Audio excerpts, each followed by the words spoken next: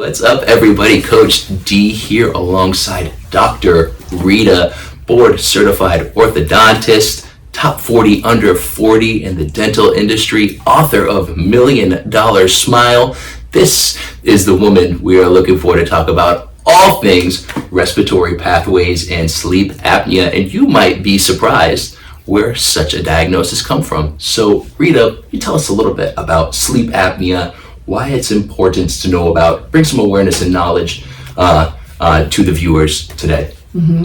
So when we think about sleep apnea, most people think about the snoring and the device that they have to wear to stop snoring. And so unfortunately, it seems like the incidence of sleep apnea is only increasing, right? So as we get older, we have, extra tissue there, and then as we go to bed, life supine, this tongue and your extra tissue will block your airway. So now, the demographic is staggering, but about 1 in 10 of adult patients are at risk of sleep apnea. Wow. And you said actually, we think of it as an adult onset right. behavior or diagnosis, but you mentioned actually it starts in adolescence. Can you say a little more about that? Yeah, absolutely. So as an orthodontist, there are many signs that we can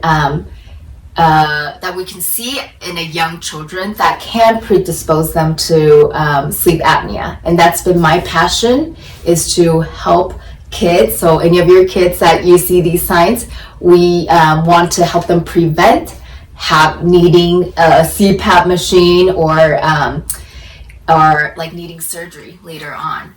So some signs that we see are crowding of the teeth. When their teeth are crowded, usually it doesn't mean that their teeth are too big. It usually means that their jaws are too small. If we see grinding at night, if the kid or the adult, they're grinding, it's a sign that there might be an oxygen deficiency where the body's trying to move around to get more oxygen. And also if you see something called scalloping of the tongue, so when you open your mouth and you see that there's like scalloping of the lateral border of your tongue, you're at higher risk for sleep apnea as well. Another sign that we look for is a high palatal vault on the roof of the mouth. If your arch is not nice and U-shaped, it's more V-shaped or it's narrow, that's also a sign. Because the roof of your mouth is the base of the nasal cavity. And so if you see a narrow upper arch of the jaw, it usually signifies a narrow nasopharyngeal airway as well.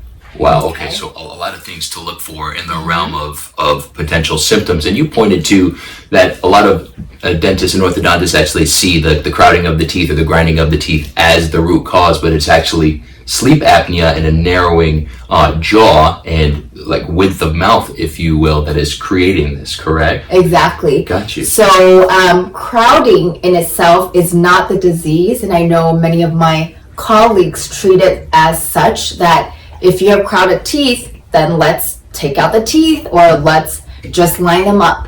And I encourage everyone to actually see that more as that the jaw might be too narrow and unable to accommodate all the teeth. So the teeth have not gotten bigger. It's just that our jaws have gotten smaller. Wow. And Rita, Dr. Rita, what would you say is creating this narrowing of the jaw and constriction of the airway? Mm-hmm. So a couple of different factors. So our modern habits of eating really soft food, and we're now like grinding our food to starting from when kids are babies, right? Like we're grinding up all the food, and we're eating yogurt and the Go-Gurt and the fast, and so we're neglecting developing our craniofacial, like the bone density and our structures.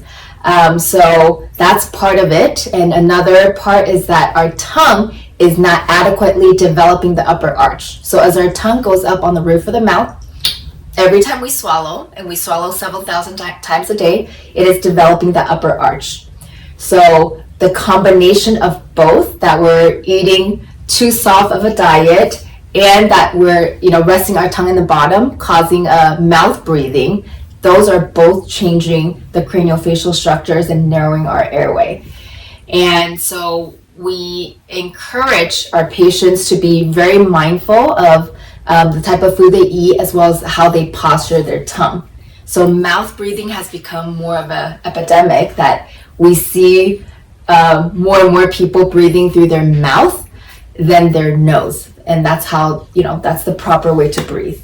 Fantastic. And let's touch on that a little bit. So we have become a world of mouth breathers. And what we're looking for is that I hear you say mouth closed when you breathe. Yes, the big three is that we encourage in our patients is, number one, breathing through your nose. So nasal breathing is very healthy for your body because the nose is actually designed to have a very sophisticated filtration system that you can see. So as we're breathing through our nose, we're getting air in, and it's going through the cilia and the whole filtration system of the turbinate it gets humidified, it gets cleared out before it enters our lung. And this is not something that's done through the mouth. Is that what I'm hearing? Exactly. This is exclusive to the nasal cavity. Exclusive through the nasal cavity, and nitric oxide is also released as we breathe through our nose.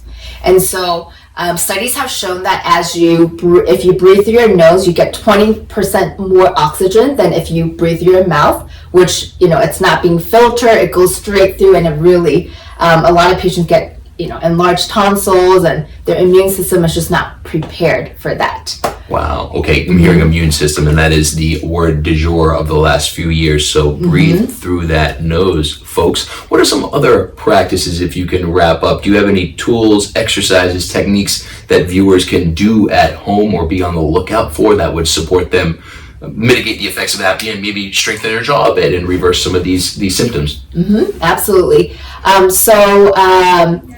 So three main things that we recommend is, like we mentioned earlier, so nasal breathing, tongue on the roof of the mouth, and lip seal. So making sure that every single time we swallow, the tongue is pushing against the roof of the mouth.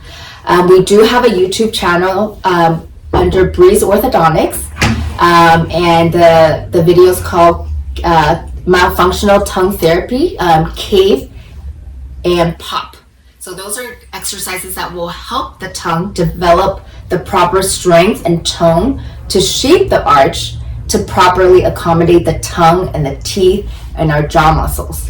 So we highly recommend that, as well as eating balanced diet of whole food and, food that we can chew, like carrots and celery and all of that, so we can properly develop our jaw muscles, and as well as being healthy. Developing nasal breathing, minimizing the tech neck, so the forehead posture also causes our tongue to rest and seat on the roof, the base of the mouth. So we always encourage the tongue on the roof of the mouth, breathing through your nose, and lip seal. So those are three main hacks, as well as the tongue exercises that we recommend. That is amazing material. It is impossible to breathe poorly around this woman. Yeah, your mouth closes right away when you're talking.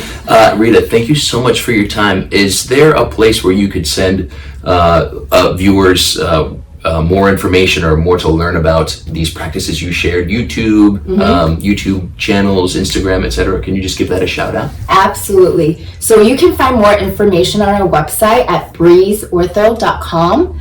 We do have a YouTube channel that we've been training our patients. It's also Breeze Orthodontics, and also on Instagram at Breeze Ortho. Wonderful. You can find us there. That was a ton of invaluable information from Dr. Rita Schwang. Thank you so much for your time. Thank you for your expertise and generosity on this topic. 1 in 10 people watching this are afflicted with apnea. This wonderful doctor has potentially something to support you work through the symptoms.